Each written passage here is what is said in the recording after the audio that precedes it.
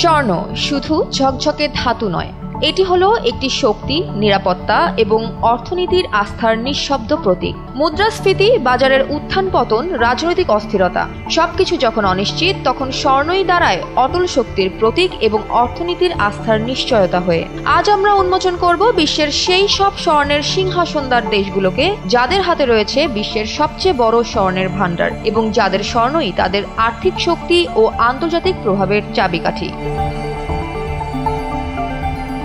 যুক্তরাষ্ট্র ৮,১৩৩.৫ টন স্বর্ণের মজুদ নিয়ে বিশ্বের সর্বোচ্চ স্বর্ণের সিংহাসনে বসে আছে। RICL TMX, যুগের পর যুগ স্থাপনা থাকে মজবুত, যা পৃথিবীর শীর্ষ ৩ দেশ মিলিয়ে থাকা স্বর্ণের চেয়েও বেশি। ফোর্ট নক্স থেকে নিউ ইয়র্ক পর্যন্ত ছড়িয়ে থাকা প্রতিটি স্বর্ণের বাড়ি যেন দেশের অর্থনীতির শক্তি ও স্থিতিশীলতার নিঃশব্দ প্রতীক। শুধুমাত্র মুদ্রা বা সম্পদ নয়, প্রতিটি বাড়ি অর্থনৈতিক আত্মবিশ্বাসের চিহ্ন। ইউরোপের স্বর্ণের রাজা জার্মানি। এই দেশে ফিরিয়ে আনা হয়েছে ৩,৩৫১.২ টন স্বর্ণ, যার মাধ্যমে জনগণের ভেতরে আস্থা ফিরে এসেছে। রিজার্ভের ৭৭.১% এখনও অচল থাকায় যদিও জার্মানির অর্থনৈতিক নিরাপত্তা দৃঢ়, তবে স্বর্ণ শুধু সংরক্ষিত ধাতু নয়, এটি একটি দেশের আর্থিক শক্তি ও জনগণের আস্থার প্রতীক। এদিকে অর্থনৈতিক ঝুঁকির মাঝেও ইতালি কখনো তার ২,৪৫১.৮ টন স্বর্ণ বিক্রি করেনি। প্রতিটি বার জনগণের সম্পদ হিসেবে সংরক্ষিত রয়েছে। রিজার্ভের ৭৪.৭% এখনও অদ্বিতীয়, যা দেশের আর্থিক স্থিতিশীলতার গল্প বলে।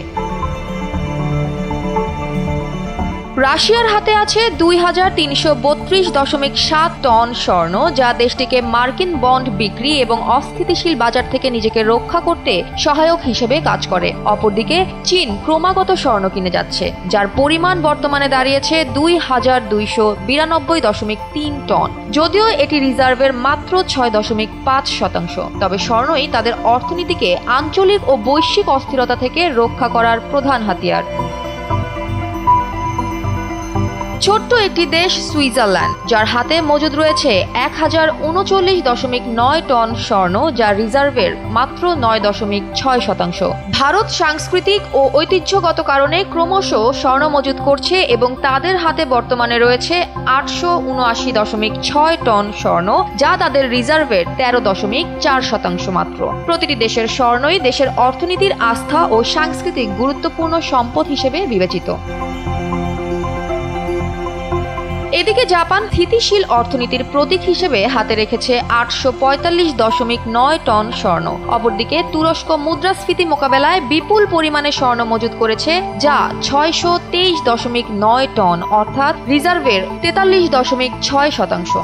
উভয় দেশই স্বর্ণকে শুধু সম্পদ নয়, বরং দেশের আর্থিক নিরাপত্তা এবং বাজার স্থিতিশীলতার গুরুত্বপূর্ণ হাতিয়ার হিসেবে ব্যবহার করছে। এটি শুধু একটি ধাতু নয়, স্বর্ণের মাধ্যমে প্রতিফলিত হয় রাজনৈতিক শক্তি, অর্থনৈতিক নিরাপত্তা এবং আন্তর্জাতিক আস্থা। যেখানে স্বর্ণের ভাণ্ডার বেশি, সেখানে দেশের প্রভাবও তত বেশি। জয়া হাসান, NPB।